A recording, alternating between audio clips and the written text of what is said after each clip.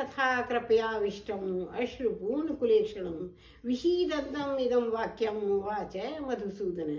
जब अर्जुन युद्ध में अपने भाई बंधुओं को खड़ा देखता है तो उसकी आंखों में आंसू भर जाते हैं और वह बहुत ज्यादा दुखी होता है। उसको इतना अधिक दुखी देखकर श्री कृष्ण भगवान कहते हैं कि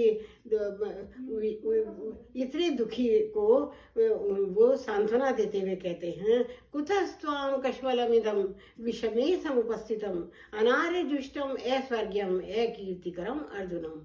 तू इस समय यह मोह क्यों प्राप्त हो रहा है? क्योंकि इससे तुझे ये आर्यों के लिए उचित भी नहीं है, यह तुझे स्वर्ग को देने वाला भी नहीं है, यह कीर्ति को भी देने वाला नहीं है, और ये तेरे लिए उचित भी नहीं है। क्लव्यम मास्मय गमय पार्थ न एतत् त्वयि उपपद्यते शूद्रम हृदय दौर्बल्यम त्यक्त्वा उत्तिष्ठ भारत। हे भारत, तू शूद्र तुच्छ हृदय की दुर्बलता को त्याग कर उठ खड़ा हो, क्योंकि यह तो कायरों का काम है, ये तेरे लिए उचित नहीं है।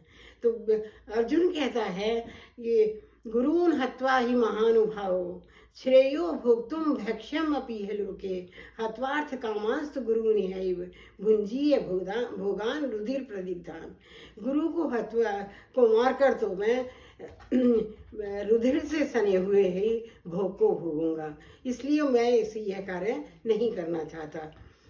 न एतद् विद्मः कतरन्नो गरियो यद्वा जये मैं यदि वो ना जये हूँ यानेव हत्वा न जिजीविषामि ते अवस्थिताः सम्मुखे धृतराष्ट्र।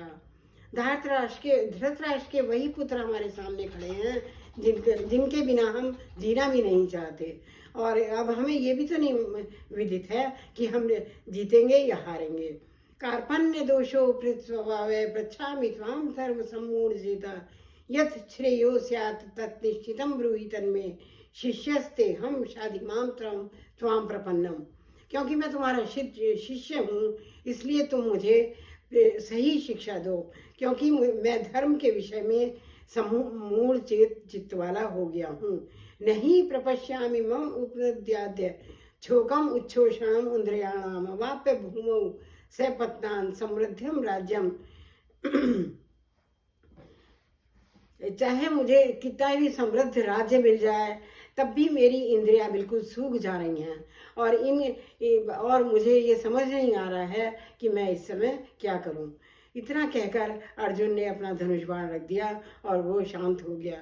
तो प्रभु कहते हैं कि न त्वेवा हम जातु नासम न नेमे जनाधिपा न चैव भविष्य में सर्वे वयमतः परम।